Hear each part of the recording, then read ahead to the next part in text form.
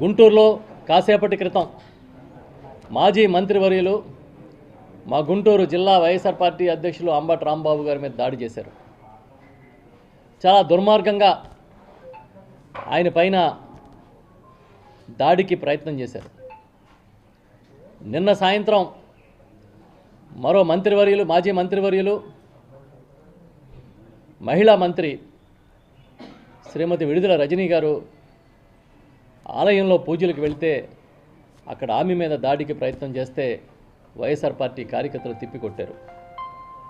అదేవిధంగా నిన్న మాజీ శాసనసభ్యులు మా సీనియర్ నాయకులు టీటీడీ మాజీ చైర్మన్ కరుణాకర్ రెడ్డి గారు ఒక హోమం చేస్తూ ఉంటే రాక్షసుల్లాగా తెలుగుదేశం పార్టీ అనుచరులు ఆ హోమాన్ని భగ్నం చేయడానికి వెళ్ళారు. అంటే ఇవన్నీ డైవర్షన్, ఇవన్నీ డైవర్ట్ చేసి అబద్ధాలని ప్రచారం చేయడానికి ఒక మిషన్ని నడిపిస్తూ ఉన్నారు. నిన్న చంద్రబాబు నాయుడు గారి తనయుడు విద్యాశాఖ మంత్రి లోకేష్ గారు కూడా కాకినాడ వచ్చారు. కాకినాడ వచ్చి ఆయన ఒక కార్యకర్తల మీటింగ్ కూడా పెట్టినట్టు చూశారు. ఆ వీడియోలు చూస్తే ఆయన కార్యకర్తలకి ఏదో భరోసా ఇచ్చినట్టుగా లేదు. అది జగన్మోహన్ రెడ్డి గారి మీద విషాన్ని వాళ్ళ మెదడులో నింపడానికి ప్రయత్నం చేస్తున్నారు. ఏ వేదికైనా అవ్వచ్చు, దావోస్ వెళ్ళినా జగన్నామ స్మరణే, కాకినాడ వచ్చినా జగన్నామ స్మరణే, నిద్దట్లోని జగన్ గారి పేరు కలవరిస్తున్నారు.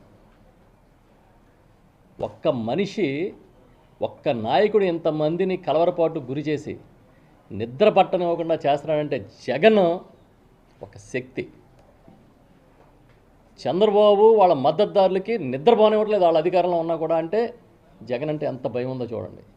అందుకే మేము కూటమి కలిసి ఉంటాం కూటమి కలిసి ఉంటాం, మమ్మల్ని ఎవడో విడగొట్టడు, మమ్మల్ని ఎవడో విడగొట్టలేడు. మిమ్మల్ని ఎందుకు మేము విడగొడతాం? అసలు మాకేం అవసరం? లోకేష్ గారు నేను ఎక్కడో చెప్పినట్టుగా పత్రికలు వచ్చినాయి, మా కూటమిని ఎవడో విడగొట్టలేడు, మీరు కలిసే ఉండండి, మిమ్మల్ని విడగొట్టడానికి మేమేం అవసరం లేదు. మీరు ఎంతమంది కలిసి వచ్చినా, ఒక సినిమాలో డైలాగ్ ఉంటుంది, రామ్ చరణ్ గారు చెప్తారు, షేర్ ఖాన్ ఒక్కడో కాదు 100 మందిని పంపించు అని కదా.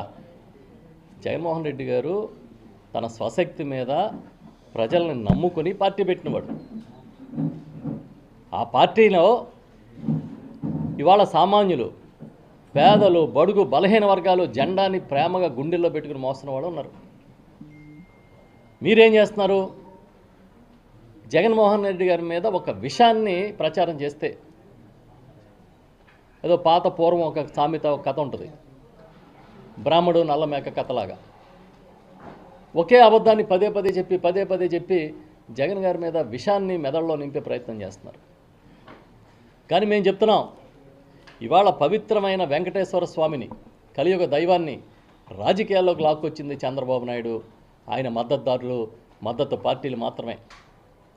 ఆ రోజు పచ్చి అబద్ధాన్ని వండి మార్చి, ఒక రిపోర్ట్ లేదు, ఒక ఎంక్వైరీ లేదు, ఒక ఎఫ్ఐఆర్ లేదు, ఏమీ లేకుండానే చంద్రబాబు నాయుడు లాంటి వ్యక్తి ఆయన చాలా ఈజీగా రోడ్డు మీదకి వచ్చి ముఖ్యమంత్రిగా చాలా సింపుల్గా మాట్లాడేశాడు.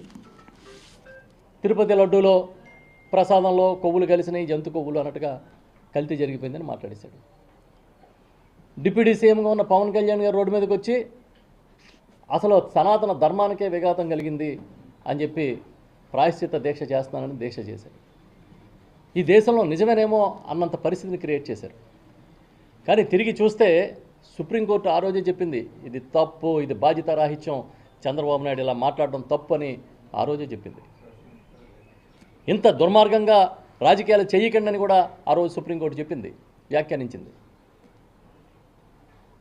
అయినా సరే ఎక్కడా తగ్గేదే లేదనుకుంటూ రోడ్లెక్కి ప్రచారం చేశారు. ఇప్పుడు సిబిఐ సిట్ నివేదిక ఇచ్చింది. ఆ నివేదికలో చాలా క్లియర్గా ఇందులో అవశేషాలు లేవు, ఏమీ లేవు, జంతు కొవ్వులు లేవని రాస్తే ఈనాడులో రాస్తారు ఇవాళ. అంటే అసలు నిజంగా ఈనాడు ఇలాంటి పత్రికలు ఉండడం అనేది చంద్రబాబు నాయుడు గారు పూర్వజన్మ సుకృతం అనుకుంటుంది. ఎందుకంటే ఈయన ఏ తప్పు చేసినా ఈనాడు, ఆంధ్రజ్యోతి, టీవీ5 ఇలాంటి కొన్ని మీడియా సంస్థలు భుజాన్ని వేసుకుని రాజుని మించిన రాజభక్తి ప్రదర్శిస్తున్నారు.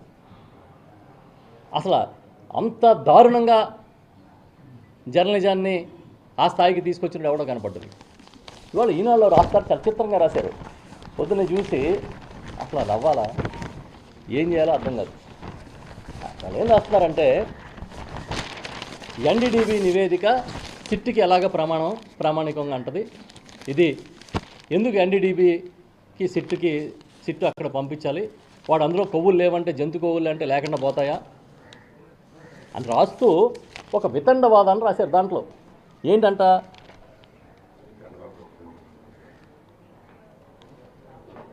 అసలు ఇది డిఎన్ఏ సీక్వెన్స్, జంతువుల డిఎన్ఏ సీక్వెన్స్లను బట్టి నిర్ధారిస్తారు, కానీ నువ్వెవడో నిర్ధారించడానికి ఎన్డీడీబీ అని అడుగుతున్నాడు. మొత్తం ఈ వాళ్ళు రాసిన కథనాలు చూస్తే జగన్ గారిని ఇరికించలేకపోవడం చంద్రబాబు నాయుడు గారి చేతకంతనం అన్నట్టుగా బాధపడుతున్నట్టుగా ఉన్నాయి. అంతే తప్ప ఓన్లే మనం ఏదో తప్పు అనుకున్నాం, ఏదో ప్రచారాన్ని మనం కూడా నమ్మాం అని చంద్రబాబు నాయుడు అనుకోలే. మామూలుగా అయితే ఏమనుకోవాలి, 45 ఏళ్ళు రాజకీయాల్లో ఉన్నాను, 17 ఏళ్ళు ముఖ్యమంత్రిగా ఉన్నా, ఎవడో ఏదో చెప్తే నమ్మేశాను, ఫోన్లే పాపం అందులో ఈ కొవ్వులేవి జంతు కొవ్వులు కలవలేదనే విషయం తెలిసి నాకు చాలా మనశ్శాంతి వచ్చింది, ఆ రోజు తప్పుగా మాట్లాడానని. కానీ చంద్రబాబు నాయుడు ప్రజల ముందుకు వచ్చి క్షమాపణ చెప్తే ఎక్కడో ఉండేవాడు క్యారెక్టర్. కానీ ఎంతసేపు జగన్ గారిని విమర్శిస్తున్నాం, జగన్ గారిని ఇరికిస్తున్నాం అనుకుని మీరు ఏం చేస్తున్నారో తెలుసా, కలియుగ దైవం వెంకటేశ్వర స్వామిని రాజకీయాల్లోకి లాగుతున్నారు. ఇవాళ పేపర్లు చూస్తే టీటీడీ చైర్మన్ అదే వాదన. టీటీడీ చైర్మన్ గారు అంటాడు, ఇవాళ ఏదో పత్రికలో చదివాను, ఈనాడులోనూ ఆంధ్రజ్యోతిలోనూ, ఆయన ఏం చెప్తున్నాడంటే చాలా చిత్రంగా, జగన్కి తెలియకుండానే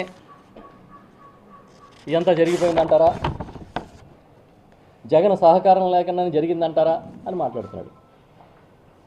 ఓకే, జగన్ గారి సహకారంతో జరిగింది, మరి చంద్రబాబు నాయుడు సహకారం లేకుండానే జరిగిపోతున్నాయా మీ టీటీడీలో అన్నీ? మొన్న అక్కడ తొక్కిసలాట పడి చచ్చిపోయారు కదా టీటీడీ చైర్మన్ మీరు అయిన తర్వాత, దానికి చంద్రబాబు నాయుడు సహకారం ఉంటుంది కదా. ఇంకా చిత్రం ఏంటంటే నిజాలు ఎప్పుడూ దాచలేడు. వాళ్ళు ఈనాడులో ఒక బ్యానర్ స్టోరీ వేశారు. దీంట్లో ఏమని వేశారంటే, అనిల్ సింఘాల్ గారు ఇప్పుడున్న టీటీడీ ఈవోని, ధర్మారెడ్డి వైఎస్ఆర్ పార్టీ హయాంలో ఉన్న ఈవోని, బాలాజీ అనే ఒక ఫైనాన్స్ అండ్ అకౌంటింగ్ అధికారి మీద చర్యలు తీసుకోమని, క్రమశిక్షణా చర్యలు తీసుకోండి అని సిట్ నివేదిక ఇచ్చిందని రాశారు. పోనీ ధర్మారెడ్డి గారు అంటే ఏదో వైఎస్ఆర్ హయాంలో ఉన్నాడు, మరి అనిల్ సింఘాల్ని ఎందుకు పెట్టారు ఇప్పుడు సిట్? అనిల్ సింఘాల్ అనే అధికారి మీ హయాంలో ఈవో కదా, ఆయన మీద చర్యలు తీసుకోమంటే మీ హయాంలో తప్పు జరిగిందనే కదా. అయినా మీకు సిగ్గు అనేది దేవుడు పెట్టలే. ఈ చంద్రబాబు నాయుడు గారు అండ్ కోకి పెట్టకపోగా పచ్చిగా వాదిస్తున్నారు అసలు.